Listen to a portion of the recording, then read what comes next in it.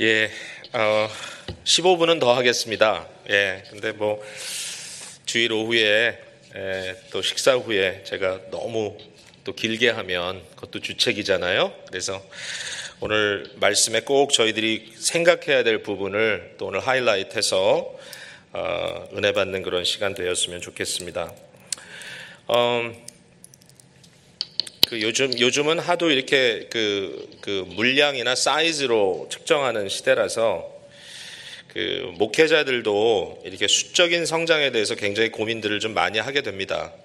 예, 목사들이 모인 자리에 가면 어떨 때는 교회 사이즈에 따라서 대접받기도 하고 또 대접을 못 받기도 하고 이런 일들이 있어서 마치 그것이 목회의 어떤 그 옳고 그름을 판명하는 듯한 그런 좀 느낌을 주기 때문에 그런 갈등이 사실은 인간적으로 있어요. 모든 사회에 그렇잖아요. 그러니까 결국 특별히 이 한국적인 어떤 그 문화 속에는 좀 뭐 좋은 점도 너무 많지만 좀 이런 관계에서 비교하는 비교 의식이 어떨 땐 좀 너무 과다해서 또 굉장히 성공지향적인 그런 아주 그쪽으로 다 몰리는 이제 이런 좀 분위기라서 똑같이 안 하면 안 될 것 같은 그런 좀 마음의 느낌도 있기도 하고 그래서 뭔가 자기의 길을 간다는 게 이렇게 쉽지 않다라고 생각이 됩니다.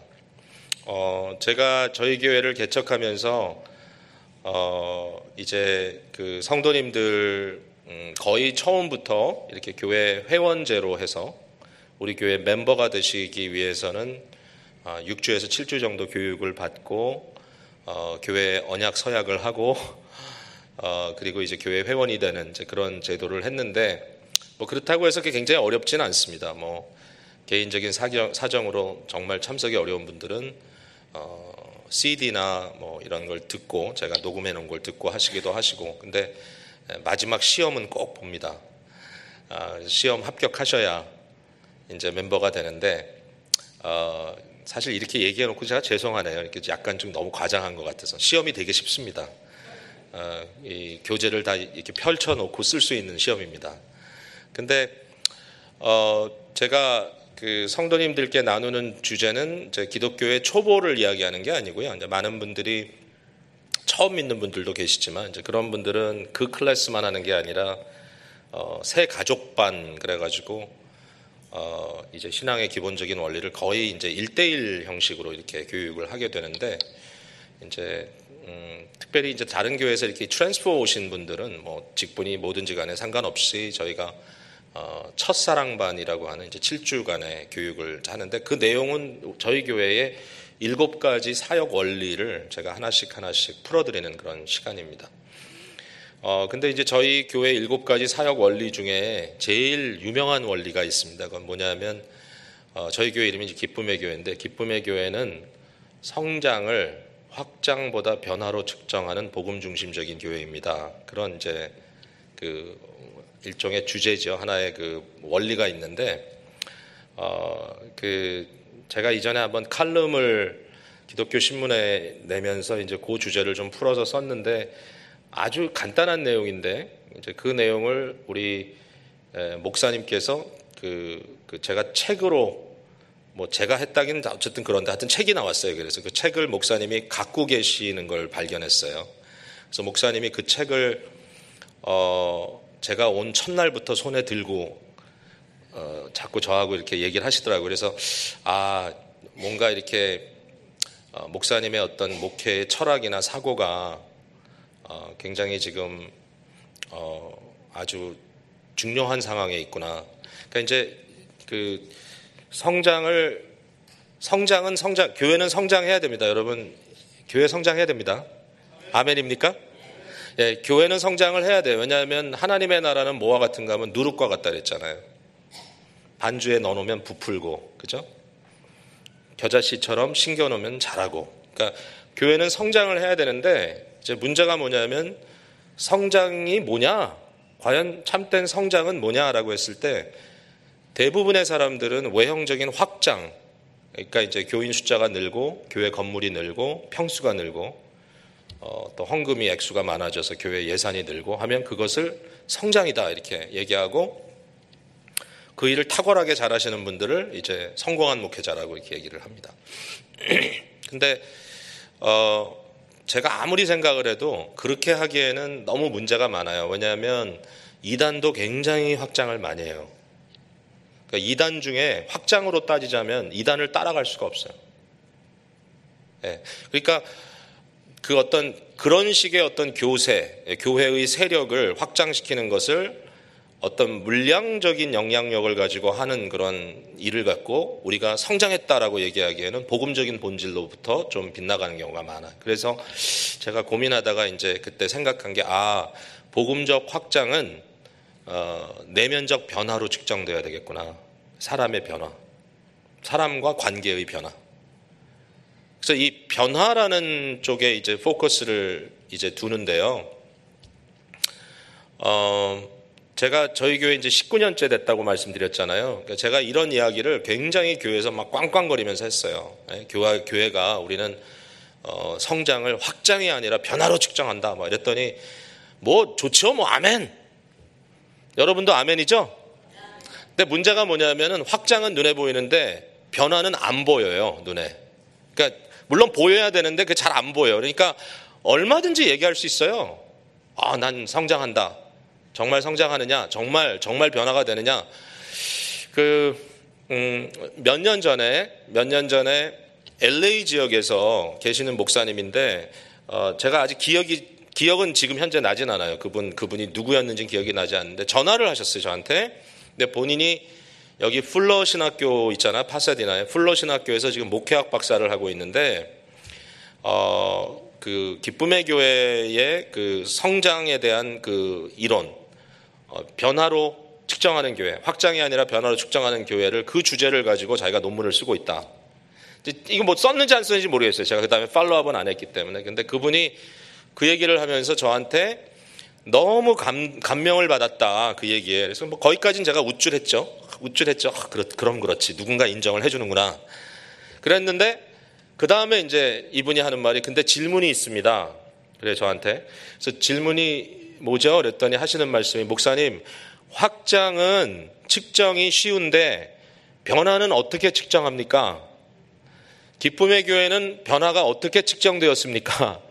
기쁨의 교회는 변화의 성장을 했습니까? 이런 질문을 하는 거예요, 저한테. 제가 주춤했죠. 굉장히 당연한 질문이신데요. 제가 그 질문에 대해서 사실 별로 지금은 할 말이 많지는 않습니다. 시간이 지나면 지날수록 교회가 정말 변화되었는가? 정말 성도님들의 내면 세계가 질서가 잡히고 그들의 영적인 삶에 세상이 줄 수 없는 만족들을 갖고 계신가? 뭐 이런 고민들을 이제 하는 거죠. 근데 그 와중에 다시 한번 제가 마음속으로 정리하게 된 것이 뭐냐면 저희 교회를 개척할 당시에 저하고 2명의 다른 교육자가 함께 합류해서 목회를 돕겠다 해가지고 3명이 같이 이제 교회 개척을 준비하게 됐습니다. 근데 저희가 실제로 6월 첫째 주에 예배를 드렸는데 그 앞서 한 2달 전부터 매일마다 일정한 장소에서 아침마다 모여가지고 함께 공부를 했어요. 그러니까 이제 준비를 하면서. 근데 그때 책 2개를 가지고 이제 공부를 했는데 그 중에 이제 하나가 버스턴에 있는 골든 코넬 신학교에서 교회 역사를 가르치셨던 러블레스라고 하는 리처드 러블레스라고 하는 분이 썼던 아주 기독교 이제 물론 최근에 이제 지난 몇십 년 안에 나온 책이지만 굉장히 거의 고전이 된 책이라고 말할 수 있는데 그 Dynamics of Spiritual Life, 그러니까 진정한 영적인 삶의 어떤 역동성, 이 부분에 대해서 얘기하면서 그 안에 보면은 진정한 부흥이 뭔가, 그러니까 이분이 뭘 연구했냐면은 기독교 역사의 부흥을 연구를 한 거예요. 역사 속에 부흥기가 있었는데 그 부흥기가 있을 때마다 공통적으로 일어났던 일이 뭔가, 교회 안에.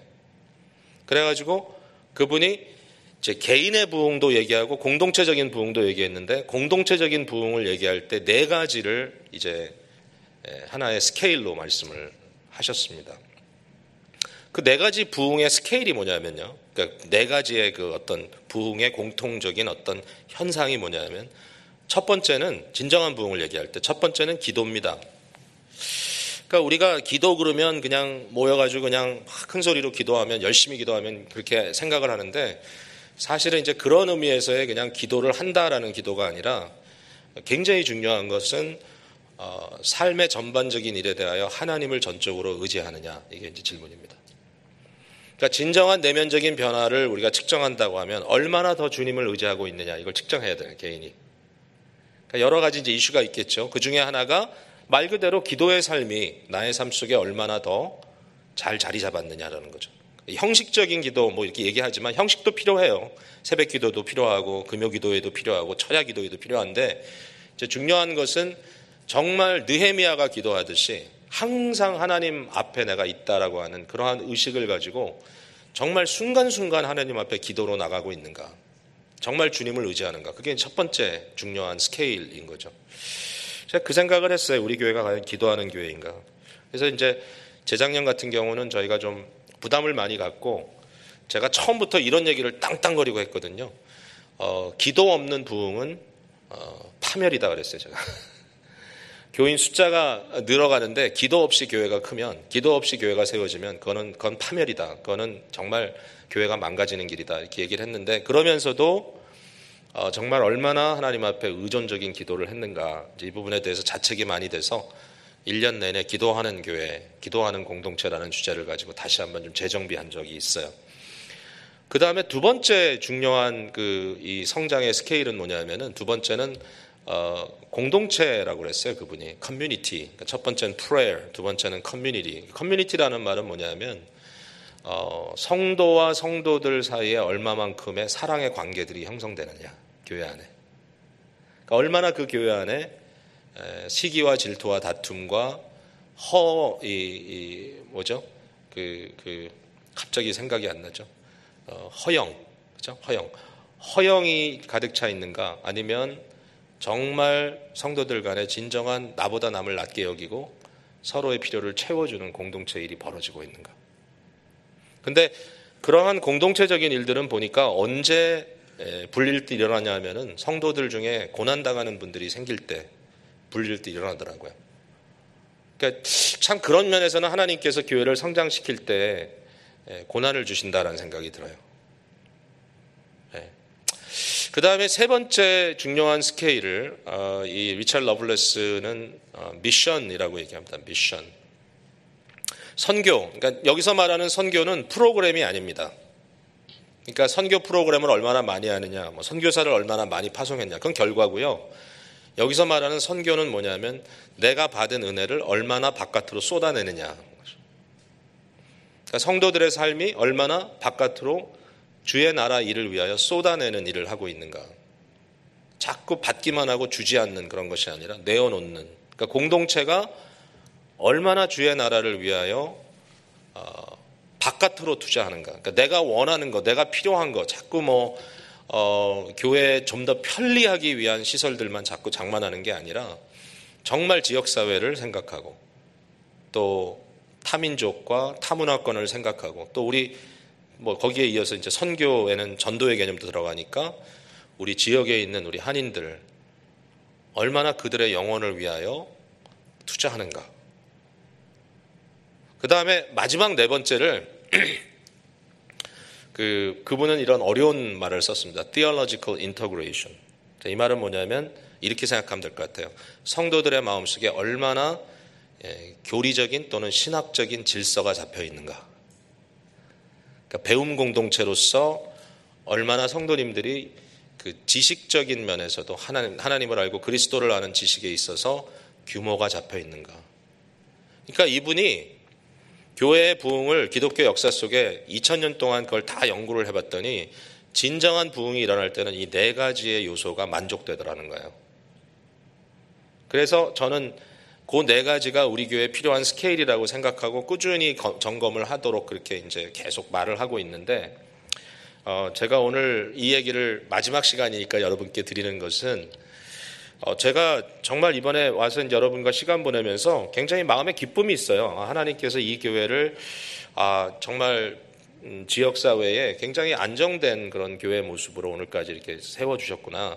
또 목사님의 어떤 순수한 열정, 우리 첫날 사모님이 특송을 해서 제가 깜짝 놀랐는데 너무 잘하시고, 그러니까 마음속에 어떤 교육적인 열정 이런 게 굉장히 막 충만하시고, 부부가 이렇게 온 가족이 헌신돼서 교회를 돌본다는 것은 뭐 이제 2대 3대 목사님이시잖아요. 근데 참 교회의 큰 복이다.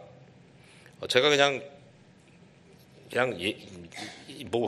거칠애로 예의상 이런 얘기를 하는 게 아니라, 어떤 교회는 집회하고 떠나면서 굉장히 걱정스러운 교회도 있거든요, 사실은. 이게 너무 힘들다, 교회가. 근데 그냥 이 우리 서문교회에 대한 어떤 마음은 든든하게 지켜주시는 어르신들도 계시고, 또 젊은 장로님들도 계시고, 또 특별히 목사님, 사모님이 이렇게 그냥 어떤 인간적인 야심이 아니라 정말 교회를 사랑하는 마음, 주님을 사랑하는 마음으로 전적으로 섬기고, 그러면서 고민하시는 거죠. 서문교회가 어떻게 하면 내적인 그런 실력을 키우는 교회가 될 수 있을까, 그거잖아요. 그래서 제가 여러분께 격려하면서, 이게 이런 것 같아요. 제가 교회를 처음 개척했을 때 제 나름대로 막 외쳤어요. 부르짖었는데 사람들이 반신반의했어요. 그러니까 저거 맞아? 저 목사가, 젊은 목사가 뭘 알아? 그러니까 뭐 들으면 그런 것 같기도 하고, 어떨 때 좀 자다가 일어났다가 갑자기 의심도 오고, 그래가지고 반신반의하는데, 가끔 이제 제가 그 같이 어떤 마음을 같이 해서 동역하는 목사님들이 오셔가지고 말씀을 이렇게 전하고 나면 교인 성도님들이 이런 얘기를 했어요.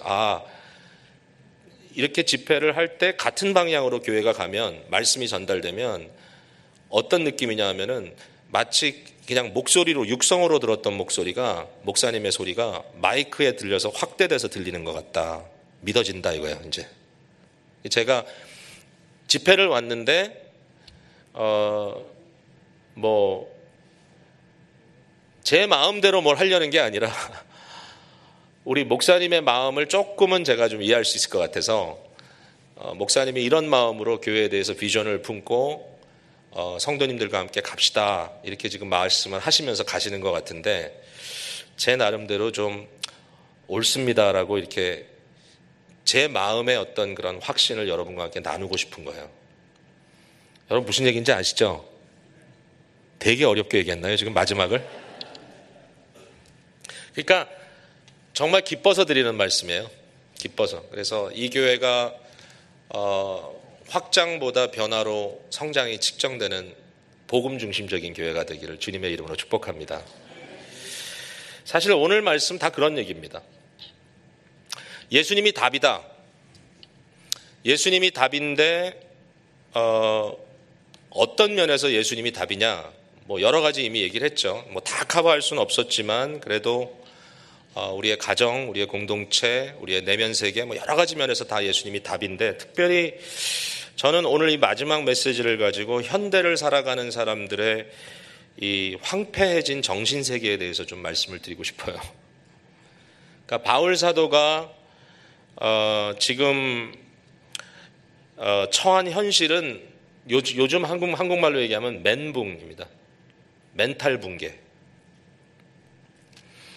자유를 상실한 상태입니다. 감옥에서. 해야 할 일은 너무너무 많은데 많은 오해가 있고 대적들의 공격이 여전히 있고, 자신이 그동안에 정말 힘을 다해 쌓아놓았던 일들이 무너질 것 같은 위태함도 있고, 아무리 생각해도 바울 사도가 정신적으로 육신적으로 편안해야 할 이유가 하나도 없는 것 같아요. 이 상황에 유일한 위로라면 빌립보 교회를 통하여 받은 위로의 선물, 그것도 그냥 아슬아슬해요. 에바브로 디도가 와서 죽을 뻔하고 겨우 살아나가지고 이제 보내고, 이제 이러한 가운데 바울 사도가 이러한 정말 멘붕 상태에 빠질 수밖에 없는 이런 상황에서 예수님이 어떻게 그에게 답이 되는가? 데이빗 마이어스라고 하는 그 한 심리학자입니다. 이분이 아마 미시간 대학인가 거기 있는 것 같은데, 이 데이빗 마이어스가 2000년 되니까 벌써 꽤 됐어요. 그때 The American Paradox, 미국적 역설이라고 하는 책을 썼습니다. 뭐 심리학자니까 이제 그런 문제를 다뤘겠죠. 근데 이제 이 미국적 패러독스, 역설이란 말은 뭐냐면, 패러독스는 앞뒤가 안 맞는다 이런 뜻이잖아요. 그러니까 이 역설 속에는 어떤 내용이 담겨져 있었냐면, 모순이라고 해야 더 맞을까? 모순? 근데 어쨌든 패러독스인데, 2000년대로 접어든, 즉 21세기로 접어든 미국의 모습이 비록 뭐 국제적인 지위가 지금 뭐 중국이나 다른 어떤 슈퍼파워에 의해서 좀 약간 흔들거린다라는 이야기를 하고 있지만, 그러나 여전히 미국만큼 세계에서 잘 사는 나라는 없다. 그리고 미국의 역사를 보니까 뭐 과거에 더 부강했다는 건 상대적인 얘기지, 지금처럼 미국이 잘 사는 때가 없었다. 경제적으로. 지금처럼 미국이 전 세계를 제패한 때가 없었다. 지금처럼 미국이 풍요로웠던 때가 없었다. 그러니까 통계를 갖고 얘기하는 거죠, 사람이. 여러 가지 통계를 내봤을 때 오늘처럼 물량적인, 물질적인 측면에서 오늘 미국처럼 이렇게 풍요로운 시대를 만났던 적이 사실 없다. 오랜 시간 동안 평화기가 있었고, 사실상 뭐 전쟁을 했지만 9/11 외에는 미국에서 뭐 국토에서 전쟁을 한 적은 없으니까, 이런 상황 속에서 미국이 이처럼 물질적인 풍요로움이 있다면 과거 어느 때보다 지금 살아가는 사람들이 더 행복해야 되지 않겠냐, 이제 질문이죠. 근데 들여다보니까, 통계학적으로 이렇게 보니까 이 public health, 그러니까 공적인 일반 사람들의 특별히 정신 건강이 완전히 최하에 떨어져 있다는 거죠, 지금. 가장 많은 퍼센트의 사람들이 불안증에 떨고 있고, 수많은 사람들이 공황장애 같은 거 갖고 있고, 우울증, 그 다음에 너무나 많은 사람들이 외로움, 그 다음에 범죄가 지금 계속 치닫고, 그 다음에 수많은 사람들이 자살하고. 그러니까 과거의 어느 때보다도 지금 가장 편안하게 살아야 될 것 같은데, 그죠? Material life is so much better. 그렇게 썼어요. Material life. 물질적인 삶은 훨씬 좋은데, 문제가 뭐냐? 이 모든 것이 망가진 개인과 망가진 관계의 그림자 밑에서 신음거리고 있다. 신음하고 있다. 저는요, 이 미국적 역설이 오늘날 한국적 역설이라고 생각합니다. 그죠? 우리 조국에 가서 말씀을 전할 때가 가끔 있는데, 적어도 이런 이야기를 하게 되면 어느 누구도 부인하지 않아요. 한국 분들이 워낙 자존심이 강하고 한국 사회가 좋다고 그러고, 제가 한번 실수로 한국은 재미있는 지옥이고 미국은 재미없는 천국이라는 얘기를 했더니 아무도 안 웃더라고요, 한국 가니까. 그러니까 이해를 못하는 거예요. 그 무슨 얘기야, 우리가 왜 지옥이야? 너무 좋은 동네에서 설교를 했나 봐요, 제가. 그럼에도 불구하고 오늘날 한국 사회의 자살률, 오늘 한국 사회의 이혼율, 오늘 한국 사회의 우울증 환자의 증가, 오늘날 한국 사회의 이 멘탈 붕괴 사건, 이 붕괴한 이런 상태에 대해서 이야기를 하면 어느 누구도 그렇지 않다라고 얘기하지 않습니다. 여러분 어떠세요? 제가 목회자로서는 좀 부끄러운 얘기일지 모르지만 사실 병은 부끄러운 게 아니라고 생각해요. 병이니까. 근데 저희 교회 건축한 게 이제 2010년에 이제 저희가 건축 마치고 들어갔는데 9월에 저는 굉장히 잘 했다고 생각했어요. 과정을 어려움 없이 했다, 무리 없이 했다. 빚은 많지만 그러나 헌금을 강요한 적도 없고 헌금 서약 약정하기 위해서 부흥회를 한 것도 아니고, 제가 말씀드렸지만 저는 교인이 얼마 헌금하는지도 모르니까 누가 얼마 건축 헌금했는지도 모르고 임직자들이 얼마씩 했는지도 모르고, 그러니까 이제 그런 과정 속에 물론 어려운 순간도 있었는데 기적을 베풀어 주셨어요. 하나님 정말 말도 안 되는 아이디어를 주시고, 그 말도 안 되는 아이디어가 어떻게 하나님의 은혜 가운데 이렇게 됐어요. 말도 안 되는 아이디어는 뭐냐면, 하도 헌금을 안 하니까 교인들이, 제가 건축 헌금이라고 구자는 열어놨는데 아무도는 아니지만 너무 늘어나는 게 적으니까 다운페이 할 만한 액수도 안 되니까 제가 기도하는데 하나님께서 이런 지혜를 주시더라고요. 제가 조금 이런 좀 약간 기질이 있어요. 목회 여러분 이해하고 들으세요.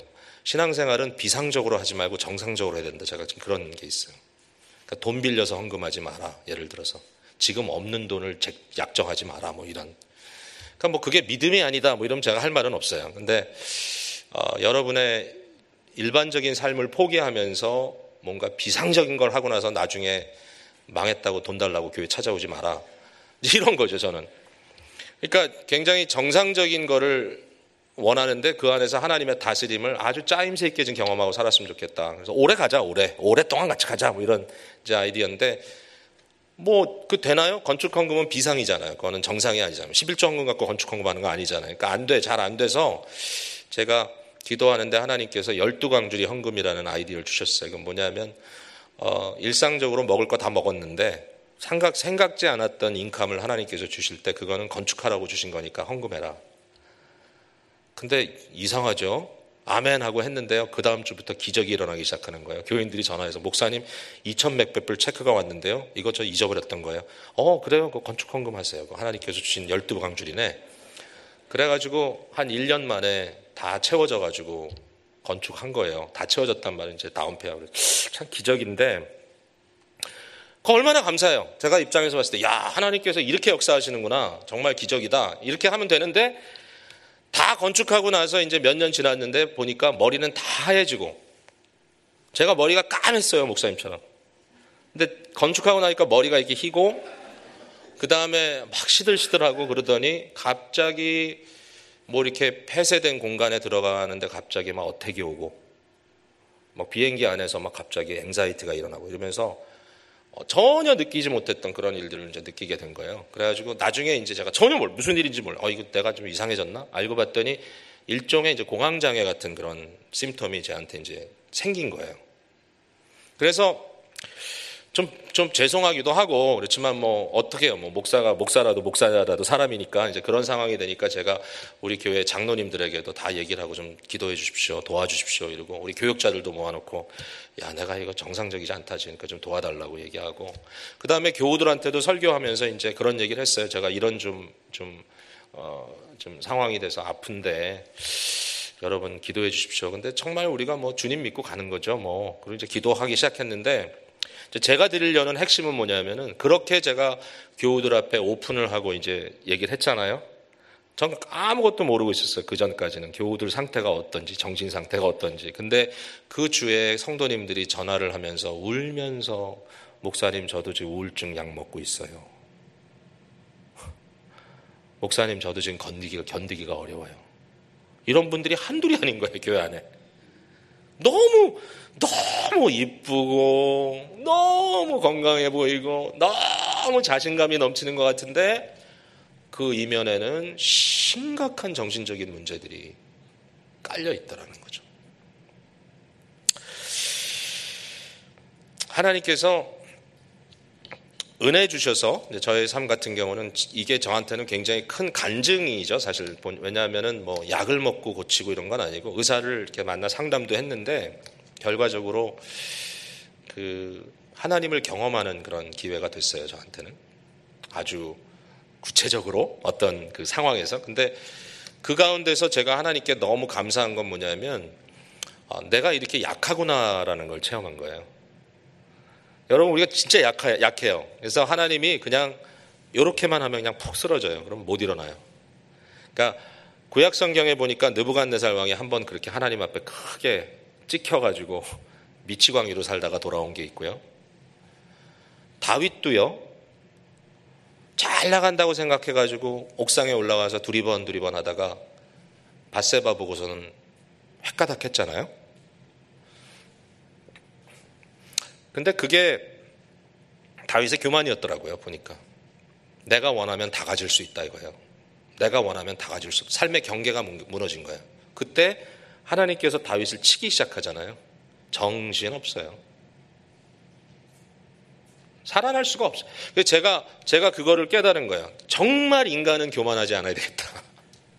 정말 인간은 자기 자신감에 살지 말아야 되겠다. 왜냐하면은 자신감이 하루아침에 무너져요. 그래서 전적으로 주님을 의지하는 것이 지혜인 거예요. 여러분 아멘이죠? 그래서 시편에서 말하는 것처럼 주님이 하나님만이 나의 반석이시오, 하나님만이 나의 요새시오, 주님만이 나의 피난처라는 말이 저는 너무 깊숙이 들어왔어요. 그때 뭐 지금도 뭐 항상 부족하지만, 그러나 돌이켜보면 뭐 아직도 제가 아무 문제 없어, 나는 멘탈이 굉장히 강해, 이렇게 얘기할 수 있는 존재는 아니에요. 절대로 아니에요. 저희 부모님은 대단히 멘탈이 강한데 저는 멘탈이 강하지가 않아요. 저는 그 세대가 아닌가 봐. 근데 멘탈이 강하지 않은데 한 가지 확실한 건 뭐냐면은 나의 연약한, 내 약함에 그때 나는 강하다. 왜? 주님의 은혜가 족하기 때문에.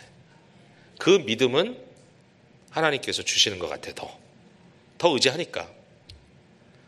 그래서 우리 교우들과 함께 그런 이야기를 나누면서, 자, 하나님의 말씀이 과연 우리에게 주시는 확신은 뭐냐, 이제 이 고민을 같이 한 거예요.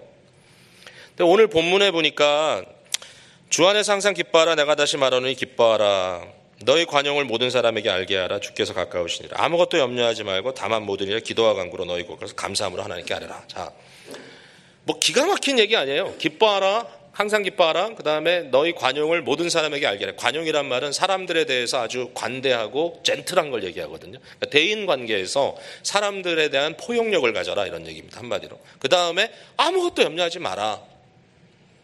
근데 여러분, 이 얘기를 언뜻 듣게 되면은 그냥 긍정적인 사고처럼 들리지 않아요? 긍정적인 사고? 조엘 오스틴 같은 분이 얘기하는 긍정적인 사고, 좋은 positive thinking 해서 그냥 항상 이렇게 자꾸 이렇게 너무 치우치지 말고 너무 이렇게 축 가라앉지 말고 그냥 힘을 내서 일어나라, 이제 이런 얘기처럼 들리지 않냐는 거죠. 근데 저는 전혀 그렇지 않다고 생각해요. 이 말씀이. 그 영어 팝송 중에 Don't worry, be happy, 걱정하지 마, 행복하면 돼, 뭐 이런 노래잖아요. 근데 그 노래를 부르면 우리도 모르게 몸이 흔들리고 기분이 좋아져요. 근데 그래요. 근데 마치 바울이 말하고 있는 옥중에서 지금 갇혀가지고 망조당한 사람이 be happy, 뭐 don't worry 이러고 있으면 그냥 같이 흔들면 되는, 이런 식의 어떤 지금 것을 복음이라고 이야기하고 있느냐? 전혀 아닙니다. 만약에 바울이 기뻐하세요, 여러분 기뻐하세요, 여러분 관용하세요, 여러분 걱정 좀 그만하세요, 이렇게 얘기했다면 아멘 하고 넘어가면 됩니다. 할 수 있는 얘기죠. 근데 전혀 아닙니다. 여러분 들여다보셨죠? 항상 기뻐하라. 항상. always. 그 다음에 관용에 대해서는 뭐라 그랬죠? 모든 사람에게 관용하라. 내가 몇몇 사람한테는 관용할 수 있어요. 좀 싹수가 보이는 사람한테는 관용할 수 있어요. 지금은 좀 힘들지만 좀 지나다 보면 요거 좀 뭐가 생기겠구나. 근데 모든 사람에게 관용한다는 것은 어리석은 일이에요. 그 다음에 아무것도 염려하지 말라 그랬어요. 아무것도. 그러니까 염려를 좀 덜 할 수는 있어요. 기도 좀 더 하면 되잖아요. 그죠? 근데 아무것도 염려하지 마라. Nothing. 아무것도. 그러면 과연 이게 가능한 명령인가? 불가능한 명령이죠. 이게 어떻게 가능한 명령이에요? 그러면 이제 첫날 제가 말씀드린 것처럼 이건 구호에 불과하다. 슬로건. 좋은 슬로건 많으면 좋죠. 뭐 앞에다가 붙여놓으면 되죠. 할 수 있거든이 무슨 말이냐? 믿는 자에게는 능치 못함이 없느니라. 써 붙여놓는 거죠. 막 주문처럼. 시작은 미약하였으나 뭐 후대는 창대하리라. 비즈니스 해놓고 안 붙여놓은 사람 없잖아요. 그거. 여러분 비즈니스도 붙여놓으셨어요? 집에도 붙여놓으셨어요? 근데 그거 좀 애매해요. 그 욥기에 하나님이 야단친 친구 중에 한 사람이 한 말이에요. 그게 욥이 한 얘기가 아니고 칭찬받은 얘기는 아니었어요. 그 말이. 그러니까 그냥 구호처럼 우리가 갖고서는 이제 얘기할 수는 있는데, 그러나 그게 무슨 의미가 있겠어요? 뭐 가끔 좀 디프레스 됐을 때 좀 cheer up. 여러분 말씀드렸지만 그런 cheer up은 코미디 영화 하나 보고 오세요. 가서 좋은 음악 한번 듣고 오세요.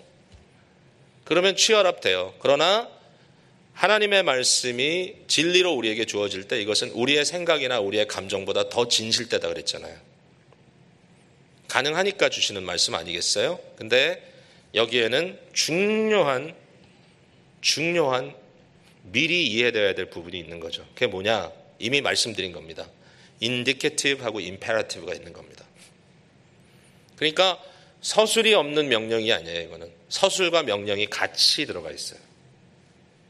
자, 그러면 이제 조금씩 한번 생각해 볼게요. 여기 보니까 주 안에서 항상 기뻐하라, 내가 다시 말하노니 기뻐하라. 여기 명령은 항상 기뻐하라가 맞습니다. 명령, 항상 기뻐하라. 근데 거기에 서술이 있습니다.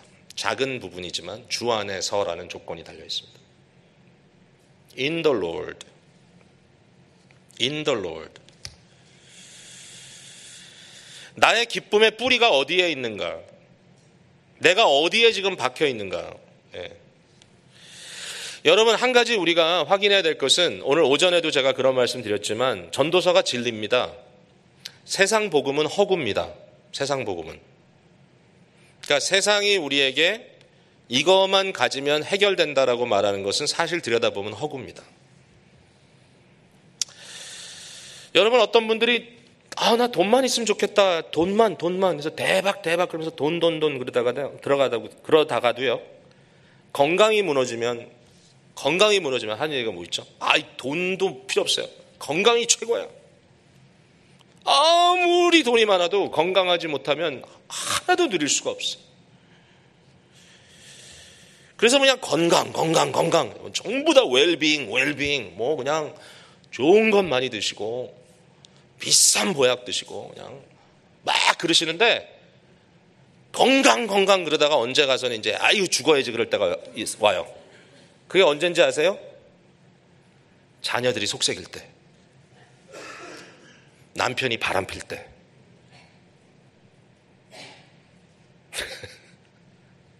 이 경험이잖아요. 그 경험을 하면 안 되지만 어쨌든 그 관계에 대한 문제. 제 말이 틀렸어요? 돈보다 건강이고요. 건강보다 관계가 좋아야 돼요. 관계가 아무리 건강해도요. 내가 사람들 관계에서 좀 천대받는 느낌 되잖아요. 그러면 건강한 게 굉장히 이상해 보여요. 내 자신이 비참해 보이고 막 치사해 보이고 구차해 보이고 내가 이렇게 살아서 뭐하나 이런 생각 들어요. 여러분, 장수하시는 부모님들이 어떨 때 어떤 마음 듭니까? 뭐 얼마 되지도 않는 유산 갖고 자녀들이 피 터지게 싸우고 벌써부터 막 견제하고 자녀들이 막 고통스럽게 하고 또 자녀들 보니까 부부가 자녀들이 이혼하고 막 이런 문제들이 일어나면 어떤 생각이 들어요? 내가 빨리 가야지. 내가 왜 지금 이걸 보고 있나? 왜냐하면 인간은 본질적으로 인격체거든요, 여러분. 인격체라는 말은 무슨 말인지 아세요? 물질적인 것 갖고는 만족이 안 된다는 거예요, 인간은. 그래서 인간에게 최고의 가치는 사랑이에요. 사랑의 최고의 주체는 하나님이에요. 그래서 하나님이 우리 마음에 들어와야 행복한 거예요. 그게 인간이에요. 아멘? 맞아요, 이거. 그래서 제가 이렇게 얘기해요. 사람의 마음은 전 우주보다 크다. 우주를 다 갖다가 쳐 집어넣어도 우리의 마음은 만족하지 않는다. 우주도 물질이거든. 물질 갖고 만족할 수 없어요. 인간의 마음은 오직 사랑, 진정한 사랑이 우리 삶 속에 확 쏟아져 들어올 때 우리는 세상이 도저히 감당할 수 없는 그런 마음의 기쁨을 느끼는 거예요. 우리 그렇게 만들어져 있어요. 우리 인간 자체가. 그러니까 우리의 기쁨의 뿌리가 어디에 있느냐? 우리의 인생의 즐거움이 어디에 뿌리를 내리고 있느냐? 결국 거기에 대한 답은 주 안에서요. 주 안에서.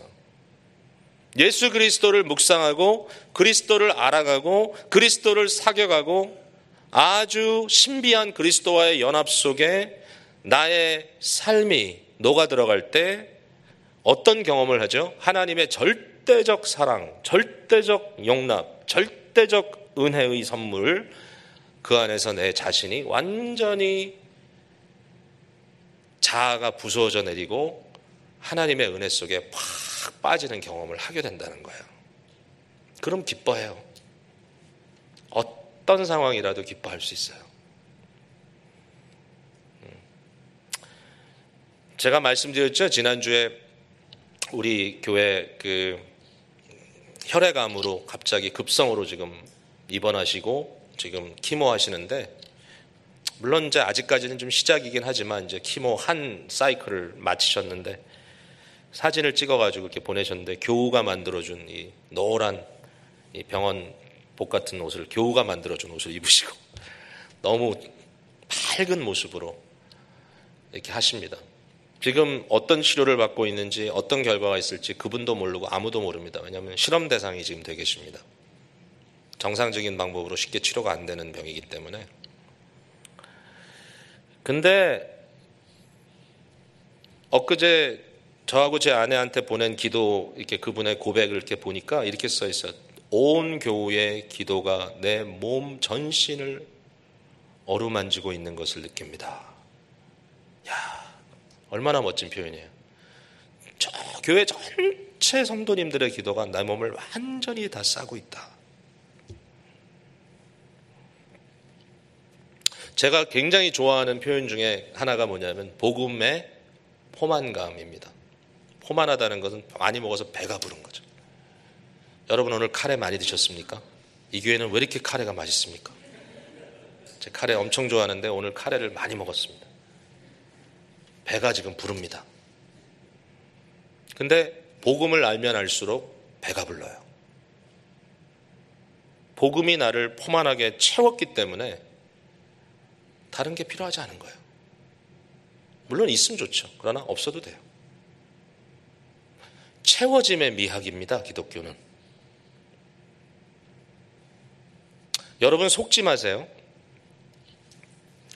이것도 이렇게 얘기하고 그러면 또 굉장히 지금 제가 좀 필요 없는 너무 쓸데없는 과한 비판하는 것 같은데 이전에 내려놓음이라는 책이 우리 그 한국 성도님들한테 굉장히 이제 큰 임팩트를 주는 책이었는데 너무 귀한 책이에요. 그러니까 이제 하버드인가 어디서 그 박사하신 우리 이용규 선교사님이 몽고의 선교사로 이제 가시면서 그 모든 경험 속에 이제 있던 모든 것들을 다 내려놓으니까 주님께서 이제 주신 은혜에 대해서 이제 이야기를 하는데 그래서 그때부터 이제 사람들이 내려놓음이라는 얘기를 참 많이 했습니다.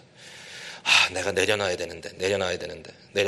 그래서 제가 조금 약간 삐딱하거든요. 삐딱해요. 그런 걸 보면 그러니까 내려놓는다는 표현이 저는 너무 마음에 안 드는 거예요. 왜냐하면 내가 뭐 대단한 걸 가졌다고 내려놓냐. 하버드에서 박사학위? 그걸 감히 하나님 앞에서 내려놓는다는 얘기를 내가 할 수 있을까? 하나님이 어떤 분인데. 그러니까 제가 선교사님을 뭐라는 게 아니라 그 표현에 매료되는 일반 사람들의 생각이에요. 그러니까 그분의 마음은 아마 훨씬 더, 그러니까 실제로 먼 곳까지 가서 그 어렵고 힘든 역경을 경험하면서 정말 자신을 비워내는 경험을 하신 거예요. 예수님처럼. 그것까지는 다 좋아. 근데 대부분의 사람들은 뭐냐면, 뭐 미모도 내려놔야 되고, 영화배우나 하시지, 그러면? 그 정도 미모 내려놨다고 뭐 누가 대단한 것도 아닌데. 근데 뭐 이것도 내려놔야 되고, 돈도 내려놔야 되고, 명예도 내려놔야 되고, 뭐 너도 나도 할 거 없이 다 내려놓는데, 그냥. 내려놓을 것도 없는데. 그래서 제가 그랬어요. 도대체 복음이 뭔데, 그렇게 당신들은 맨날 내려놓고 주님 앞에 희생했다고 떵떵거리느냐? 여러분 복음은요 우리를 내려놓게 하는 게 아니에요. 복음은 내려놓을 것도 없어요. 복음이 우리를 가득 채우는 거예요. 그냥. 그러니까 딴 거는 그냥 별 의미가 없는 거예요. 비교적. 그러니까 예수님을 아는, 그리스도를 아는 지식의 surpassing greatness, 모든 것을 능가하는 그 위대함이 복음인 거예요. 그러니까 그것을 경험하지 않고 항상 기뻐하라를 어떻게 이해하겠어요? 내려놓으면서도 울면서 내려놓는데 주여 내려놓사오니. 도대체 그 내려놓는다는 것이 뭐야? 자기 의밖에 안 되잖아요. 잘못하면. 잘하면 좋죠. 근데 잘못하면 그럴 수 있다는 거죠. 그래가지고 뭐 헌금도 조금 하면 으쓱대고 내가 이 교회 내가 지었어 뭐 이러고. 그러니까 그런 말들이 자꾸만 당신이 했습니다. 당신이 위대합니다. 지켜 세워주고 당신같이 훌륭한 박사님께서 지금 다 봉사하고 내려와서 교회에서 설거지도 하고 청소하고 당신 위대합니다. 자꾸 그렇게 하니까 사람들이 오해하는 거예요. 뭐가 그렇게 위대해요? 뭐가? 우리가 하나님이 툭 치면 다 망가질 사람들인데 뭘 내려놔요 우리가? 복음이 채우는 거지. 여러분 이거 이해하셨어요 지금? 요 관점의 차이입니다. 관점의 차이. 그러니까 너무 신앙을 내중심적으로 생각하지 마세요. 내가 결단해서 희생했다. 이걸 빨리 내려놓으세요. 그러니까 내려놓으란 말 또 하네 제가. 빨리 치워 그거를. 그러니까 내가 결단해서 어메이징한 헌신을 하나님께 드렸다는 그런 생각 빨리 빨리 버려요. 그러니까 뭐 내가 지금 뭐 직분자가 됐는데 내가 뭐 하고 싶어서 했나? 뭐 하나님이 하라니까 그냥 어쩔 수 없이 했는데 뭐 참 뭐 내가 뭐 어쩌고 그러지 마세요. 그러지 말고 어떻게 하냐면 내게 복음으로 채워주신 주님의 은혜가 너무 커서 내 인생을 어떻게 주께서 쓰시든지 간에 주님 나를 편안하게 쓰십시오. 그냥 뭐 내려놓고 뭐고 뭐 그런 거 없어요. 주님이 everything입니다. 주 안에서 기뻐하라. 항상 기뻐하라. 그러니까 우리가 헌신한다 그러고요. 보통 뭐 헌신하면서 막 울고 그런 때 보면은 자기 열심, 자기 헌신에 도취해가지고 자기 감정에 빠져 있어. 제가 그런 느낌을 자주 받아요. 제 스스로에 대해서. 저도 좀 그런 편이었거든요. 그렇게 자랐어요. 굉장히 경건주의적인 배경에서 자랐어요. 그래서 뭐 헌신하고 뭐 그렇게 결단할 게 많았고 뭐 그렇게 헌신할 게 많았는지 그냥 평생 내 신앙 좋다, 내 신앙 좋다, 좋아야 된다, 뭐 이렇게 해야 되고 저렇게 해야 되고 뭐 굉장히 극적인 일을 하면 그러고 나서는 주께서 나를 쓰셨다 그러고 큰 소리치고. 근데 알고 봤더니 하나님과의 우리의 관계 속에서는 주님께서 우리에게 쏟아부어 주신 자신의 모습이 너무 거대하더라고요. 진정한 의미에서 내려놓은 분은 예수님밖에 없어요. 우리는 그분으로 채워지는 거예요. 그냥 그분과 연합해서. 아멘. 두 번째, 주께서 가까우시다라는 말도 저한테 굉장히 챌린지가 됩니다. 우리가 참 이겨낼 수 있을까라고 고민하는 그런 순간들이 있는데 여기 보니까 주께서 가깝다 그랬어요. 모든 것에 모든 사람들 앞에 관용하라. 모든 너희의 관용을 모든 사람에게 알게 하라. 이제 이 말씀이 명령이잖아요. 여기에 명령에 주께서 가까우시니라가 서술입니다. 그죠? 우리가 모든 사람과 관용할 수 있는 이유는 주께서 가까이 계시기 때문에, 우리 주님께서 내 곁에 서 계시기 때문에, 우리 주님께서 내 안에 계시기 때문에, 우리 주님께서 모든 관계 속에 내가 억울하게 당하는 것들을 주님께서 대신 당해 주셨기 때문에 저는 그렇게 이해가 돼요. 그 말이. 시편에 보면 이런 말씀이 있죠. 주님은 나의 방패십니다. 주님은 나의 shield, 방패입니다. 근데 이제 사실 이 말이 어디서 나오냐면은 아브라함과 하나님께서 언약을 맺는 창세기 15장에 이 말이 등장하죠. 아브라함이 그 소돔을 침략하고 그 모든 사람들을 포로로 잡아갔던 국가들을 향해서 아브라함이 전쟁을 벌이고 자기 조카 롯을 다시 찾아오잖아요. 모든 걸 찾아오고 결국 소돔의 모든 그 전리품들을 다 쏟아놓고 아브라함은 빈털터리로 정말 그냥 아무것도 자기가 얻는 것 없이 자기가 살고 있던 곳으로 돌아옵니다. 아브라함은 좀 허전하죠. 왜냐하면 롯이 자기 양아들 삼았던 친구인데 이 친구가 아브라함한테 대들어가지고 결국은 이제 자기 독립하겠다고 나가버리고, 그러니까 이러한 상황 속에서 아브라함이 혼자 터벅터벅 집으로 돌아오고 있는데 그때 하나님께서 아브라함에게 나타나셔서 하시는 말씀이 나는 너의 큰 상급이다 이렇게 얘기하셨어요. 그랬더니 아브라함이 주여 상급을 주셔도 내게 무슨 소용이 있습니까? 나한테는 후사가 없습니다. 아들이 없습니다. 뭐 이런 얘기도 거의 나오는 거예요. 창세기 15장에. 근데 그 중에 한 주님의 말씀이 뭐냐면 나는 너의 방패다라는 말씀이 나옵니다. 어떻게 보면 이런 거죠. 10개국이 연합해서 소돔을 쳐들어왔는데 그 10개국이 연합해서 들어온 그 사람들을 가서 두들겨 패고 왔으니 언제 그 사람들이 다시 쳐들어올지도 모르는 이런 불안한 상황 속에서 하나님께서 아브라함에게 나는 너의 방패다, 나는 너의 큰 상급이다 이 말씀을 주신단 말이죠. I am your shield and your great reward. 근데 그 말씀이나 시편에 있는 말씀이나 우리에게 주어지는 굉장히 중요한 그 어떤 그 디테일이 뭐냐면 하나님이 우리에게 방패를 주시겠다가 아니라 내가 너의 방패다라는 것입니다. 여러분, 하나님이 우리에게 주시는 최고의 선물은 자기 자신입니다. 그러니까 하나님은 제일 사랑하는 자에게 자신을 주십니다. 하나님의 가장 큰 은혜의 선물은 그리스도십니다. 하나님이 우리의 방패가 되신다는 말 잘 들어보세요. 하나님이 우리에게 방패를 주셔도 되죠. 근데 방패를 주시는 게 아니라 하나님이 방패, 하나님이. 자, 나를 향하여 누가 화살을 쏩니다. 팍 쐈어요. 그러면 나는 어떡합니까? 방패 뒤에 가서 딱 숨어요. 그러면 그 화살을 누가 맞아요? 방패가 맞아요. 누가 나를 향하여 창을 던집니다. 그 창을 샥 피해서 나는 숨습니다. 그러면 그 창을 누가 맞아요? 방패가 맞습니다. 여러분, 사람들이 저희를 향하여 활을 쏘고 창을 던집니다. 또 우리를 향하여 침뱉음을 합니다. 그런 사람들과의 관계에서 내가 그 사람들을 어떻게 용납할 수 있어요? 안 되죠. 그러나 주님께서 우리에게 주시는 확신은 뭐냐면, 네가 무거운 고난을 당할 때, 너의 삶 속에 억울한 일들을 당할 때, 네가 사람들에 대하여 정말 이거 나 너무 억울한데 라고 느낄 때 잊지 마라. 그 무지함, 그 불공정함, 그 공의롭지 않음, 그 악랄함, 바로 그것을 내가 너를 대신해서 당했다. 십자가에 달리신 예수님께서 나를 대신하여 양손 양발에 칼을 맞으시고 옆구리에 창을 맞으시고 채찍 맞으시고 침뱉음을 당하시고 내게 와야 될 그 모든 것들이 십자가에서 예수님께서 대신 당하셨는데, 그 십자가 사건이 2000년 전에 멀리 있는 사건이 아니라 지금도 우리의 삶 속에 끊임없이 성령의 은혜로 말미암아 재현되고 있다. 날 위하여 방패가 되어주시는 주님. 여러분, 사람들을 향하여 관용할 수 있습니까? 안 될 것 같죠? 해보세요. 예수 그리스도 이름으로 용서하세요. 그 말은 아무 대가 없이 용서한다는 거 아니에요. 그리스도께서 대신 치르셨다는 마음으로 용서하는 거예요.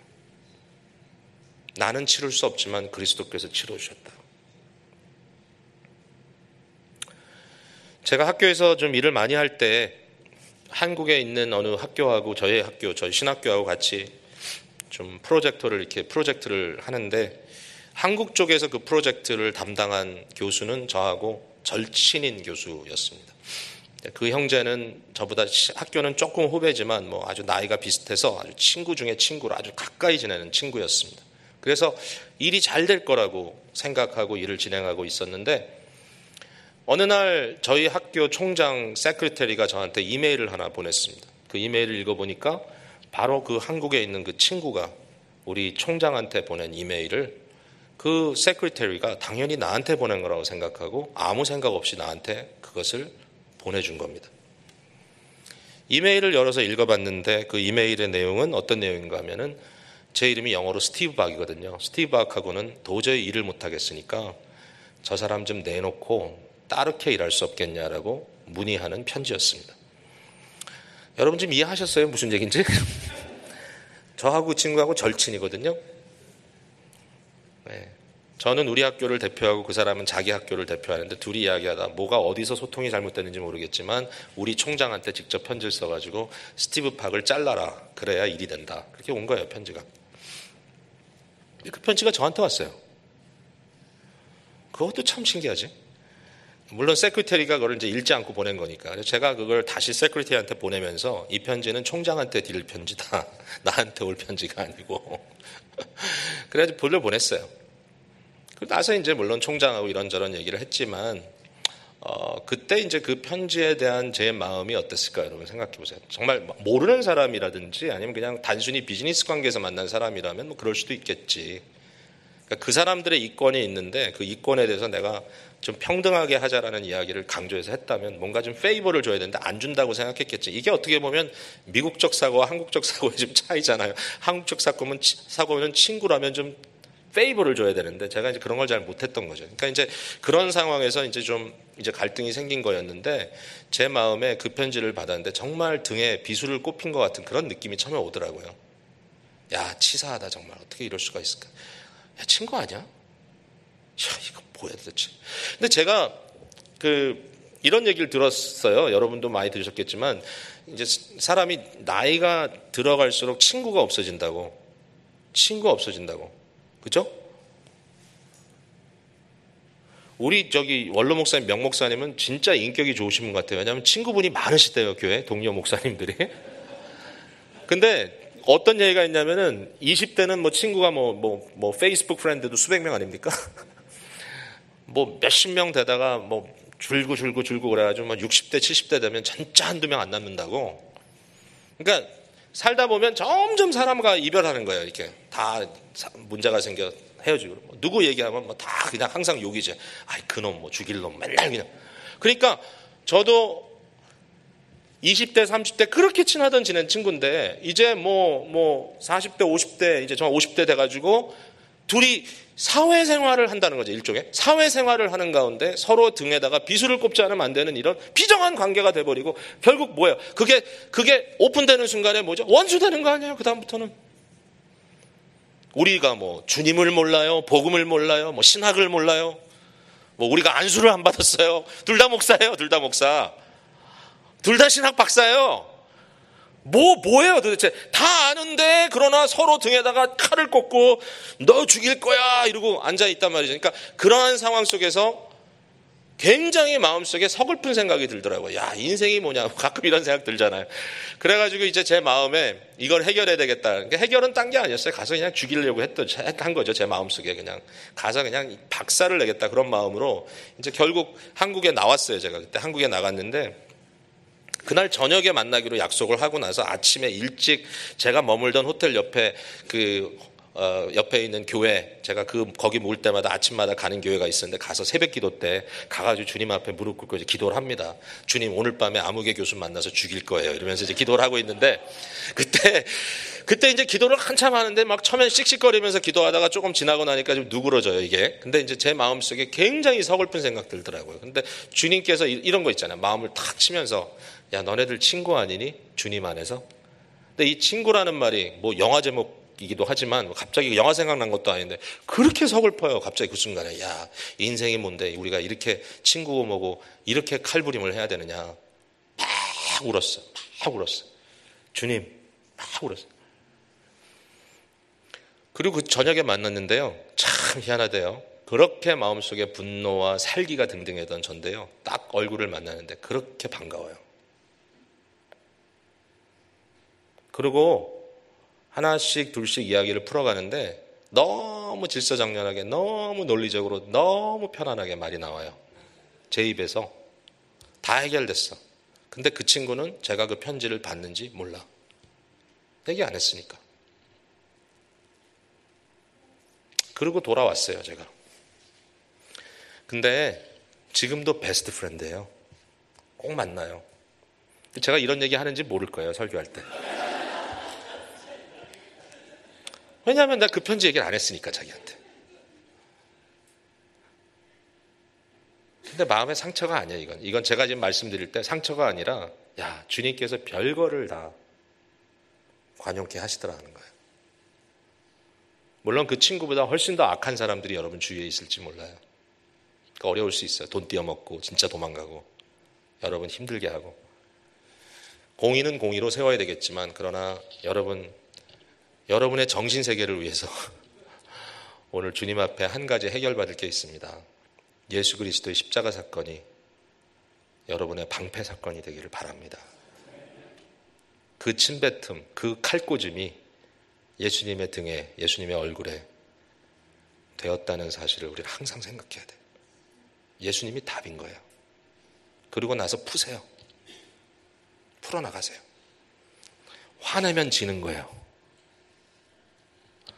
화내면 지는 거예요. 또박또박 편안하게 얘기하면 당할 사람이 없어요. 아셨죠? 빨리 끝내야 되겠다. 이게 시간이 너무 많이 갔네. 마지막인데 뭐 그 점. 권사님 너무 좋아 제가. 에이 뭐 마지막에 다시는 안 부르시겠다고 지금 작정하시네. 뭐 다시 언제 또 올 거야 안 올 건데 막 그러면서. 네 마지막입니다. 진짜 마지막 포인트. 여기 보니까 아무것도 염려하지 말고 다만 모든 일에 기도와 간구로 너희 구할 것을 감사함으로 하나님께 아뢰라 그랬어요. 여기에 명령은 아무것도 염려하지 말고 기도하랍니다. 그게 명령이에요. 그런데 여기에 서술이 있느냐, 이미 선행된 은혜가 이 안에 있느냐. 사실 뭐 얘기하자면 많은데 저는 그냥 조금 이 한 절 안에서 보자면 감사함이라는 단어가 확 들어왔어요. 감사함이라는 단어가. 그러니까 아무것도 염려하지 말고 너희 구할 것을 오직 기도와 간구로 감사함으로 알아라 했죠. 감사함. 그러면 감사라는 말은 뭡니까? 감사는요, 이미 주님께서 날 위해 해주신 것을 감사하는 거예요. 그러니까 아무것도 염려하지 마. 왜냐하면 이미 해주신 것이 너무 많지 않니? 이거예요. Already. 그 마음의 감사함. 하나님께서 오늘 이 순간까지 나를 여기까지 인도하셨구나. 크리스찬들이 너무 고민하지 말아야 될 게 뭐냐? 우리 예수님께서 말씀하셨죠. 무엇을 먹을까, 무엇을 마실까, 무엇을 입을까 염려하지 마라. 이는 이방인들이, 하나님을 모르는 자들이 구하는 것이니 오직 너희는 하나님의 나라, 예수 그리스도의 다스림과 그의 의로우심, 즉 하나님의 성품이 드러나는 일만 구해라. 그러니까 아무리 힘들어도 먹고 사는 문제 때문에 타협하지 말고, 돈이 너의 목을 조여도 항복하지 말고 끊임없이 하나님의 선하신 성품을 드러내기 위하여 살아라. 이건 굉장한 결단입니다. 근데 예수님께서 그거 요구하셨어요. 그러면서 하시는 말씀이 그리하면 이 모든 것을 너희에게 더하여 주시겠다 했습니다. 다 준다는 거예요, 결국. 그런데 너희는 하나님의 나라와 의를 구해라. 이 원리는 너무 당연한 만나의 원리죠. 우리의 삶 속에 우리가 하나님의 임재와 하나님의 다스림과 하나님의 돌보심과 하나님의 베푸심과 하나님의 책임지심을 믿고 살아가는 거예요, 저희가. 만나의 원리예요. 내일 건 미리 걷어들일 수도 없고 그날 주시는 거 받아 사는데 여러분 처음에는 얼마나 불안했겠어요. 내가 가장인데 지금 5 식구를 먹여 살려야 되는데 잠자리에 들어가는데 지금 아무것도 먹을 게 남아있지 않아요. 근데 자야 돼. 내일 또 일어나서 나가봐야 돼. 나가보면 만나가 올지 안 올지 아직 잘 모르잖아요. 그때 처음에 어떻게 알겠어요. 근데 알고 봤더니 매일 오는 거예요. 매일. 매일마다 일용할 양식 주신 거예요. 그러니까 우리가 연세 드신 분들한테 좀 물어봐야 돼. 살아온 걸 물어봐야 돼. 우리 연세 드신 분들한테. 네? 우리 아버지한테 전쟁, 6.25 전쟁 때 얘기하려면 그냥 막 침 튀기면서 얘기하세요. 아직까지. 그렇게 재밌어. 그냥 하여튼 맨날 중공군과 싸웠던 얘기. 알고 봤더니 중공군도 아니고 다 우리 조선족이더만. 그리고 조선족 중에는 알고 봤더니 우리 아버지 처남들도 같이 싸웠더만, 상대편에서. 진짜 태극기 휘날리면지 뭔지. 이거는 식구들끼리 싸운 건데 뭐 이렇게 신이 나시는지. 어쨌든 그때 얘기하면서 막 그렇게 얘기하는데, 얘기를 잘 듣고 나면은 정말 기가 막힌 상황 속에서 하나님께서 먹이고 살리고 하셨어요. 그 얘기를 하시는 거예요. 내가 아무것도 없을 때 하나님께서 지금까지 나 이렇게 살려주셨다. 만나의 원리. 사람이 떡으로만 살 것이 아니라 하나님의 입에서 나오는 말씀으로, 그 말씀은 약속이죠. 약속. 먼저 그의 나라와 그의 일을 구하라. 그리하면 이 모든 것을 너희에게 더하여 주시리라. 아멘이죠? 하나님의 다스림만 있으면 돼요. 자, 마지막 7절 우리 한 목소리로 읽어보겠습니다. 7절입니다. 시작. 그리하면 모든 지각에 뛰어난 하나님의 평강이 그리스도 예수 안에서 너희 마음과 생각을 지키시리라. 우리의 마음과 생각을 하나님께서 지켜주시기를 저는 원해요. 그래야 저는 살겠어요. 여러분은 모르겠어요. 근데 저는 하나님께서 제 생각과 제 마음을 지켜주지 않으시면, 이렇게 붙들어주지 않으시면 저는 못 살겠어요. 네, 경험해보니까 알겠더라고요. 얼마나 힘든지. 네, 밤에도 잠도 잘 수 없고 낮에는 불안감 속에 떨리고, 네? 하늘 아래 모든 것이 다 불안하고 정말 못 견디겠더라고요. 근데 그 마음을 하나님께서 지켜주셔야 살겠더라고요. 지켜주셔야. 근데 그걸 뭐가 지켜주시냐 보니까, 여기 보니까 모든 지각에 뛰어난, 이 말은 뭐냐면 어느 누구도 이해할 수 없는 이런 뜻입니다. 모든 생각을 뛰어넘는, transcending all understanding 이렇게 번역되어 있죠. 모든 생각을 뛰어넘는 뭐죠? 하나님의 평강. 자, 여러분 따라해 보세요. 하나님의 평강. 이 평강이란 단어하고 연결되는 게 안식이거든요. 안식. 구약의 이제 안식과 평강은 구원의 두 구림이에요. 이건 사실 동일한 개념이에요. 그래서 하나님의 안식에서 하나님의 평강이 옵니다. 근데 하나님의 안식은 뭐냐면요. 창세기 그 1장, 2장 그 앞부분에 6일 동안의 창조와 일곱째 날의 안식의 사건을 보면 하나님의 안식은 하나님이 피곤해서 쉬신 것도 아니고 하나님께서 일을 멈추신 것도 아니었어요. 알고 봤더니. 근데 안식이라는 말은, 샤바트라는 말은 자기 자리로 돌아오다 이런 뜻이에요. 샤바트, 집으로 돌아오다, 마땅히 있어야 할 곳으로 가다 이런 뜻이거든요. 그러니까 하나님의 안식은 뭐냐면 하나님이 보좌에 앉으시는 거예요. 보좌에. 그러니까 하나님이 안식하셨다는 말은 하늘과 땅을 하나님의 보좌와 발등상으로 만드시고 그 보좌에 하나님이 앉으셨다. 창조의 완성을 의미하는 거예요. 그러면 우리의 안식은 뭐죠? 우리의 안식은 보좌에 앉으신 하나님을 중심으로 우리의 삶이 질서 잡히는 거예요. 그게 안식이에요. 그러니까 하나님을 향하는 게. 근데 보세요. 모든 사람들의 생각을 뛰어넘는 하나님의 평강이에요. 그러니까 지금도 하나님은 보좌에 앉아 계셔요. 지금도. 천상 보좌. 그러니까 지금도 지성소가 있어요. 하늘 지성소. 거기에 그리스도께서 자기 피를 가지고 우리를 위하여 완성된 증보, 이 증보를 통해서 우리가 속죄일을 계속 경험하고 있어요.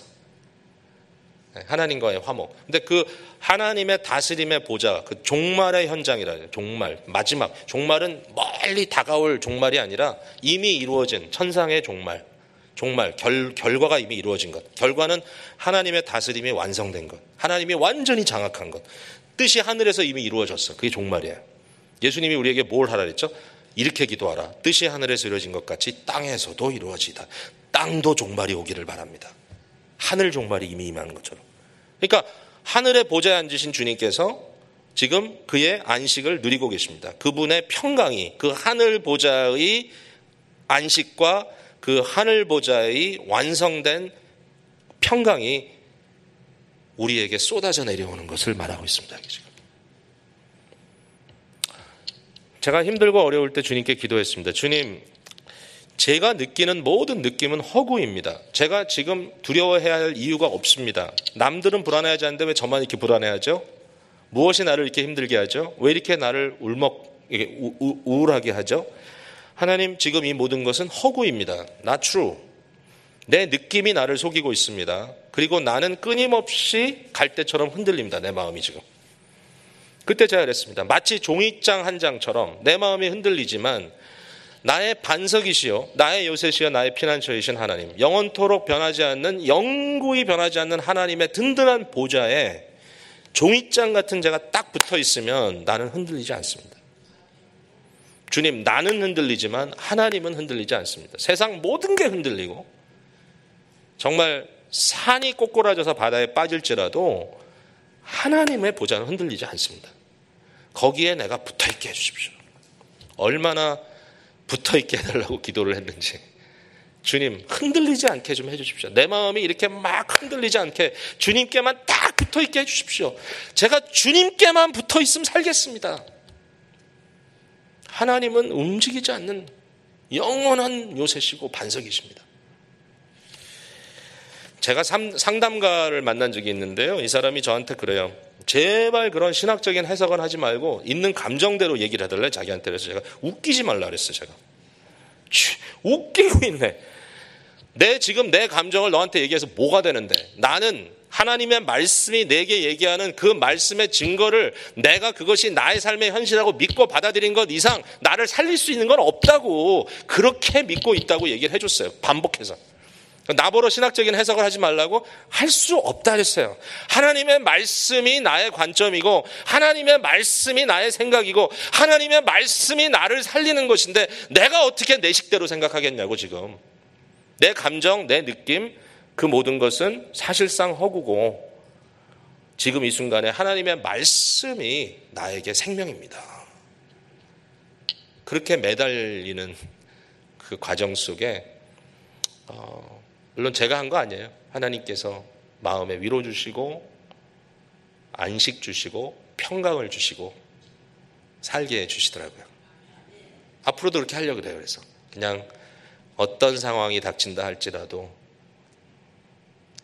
어떨 땐 감정이 쏟아지고 어떨 땐 슬프기도 하고 그렇지만 울 땐 울고 흔들릴 때 흔들릴 수 있지만 결론적으로 영원토록 요동치 않으시는 하나님의 평강이 나의 삶의 기반이고 반석이고 나의 삶의 에브리띵입니다. 저는 하나님 나라의 아름다움을 사모합니다. 여러분도 그러세요? 이 세상의 그 무엇과 비교할 수 없이 아름다울 거예요. 여러분 아무 걱정하지 마세요. 하나님께서 완성시키실 그 나라의 아름다움은 하나님이 너무 아름다움의 자체시기 때문에 정말 어마어마하게 아름다울 거예요. 세상에서 아름다운 것을 볼 때마다 여러분 마음속에 이렇게 느끼세요. 아, 참 좋다. 아름답다. 하나님 나라의 그림자구나. 좋은 음악을 들으시거든 하나님 나라의 이것은 메아리구나. 좋은 사람을 만나거든 아, 하나님 형상이구나.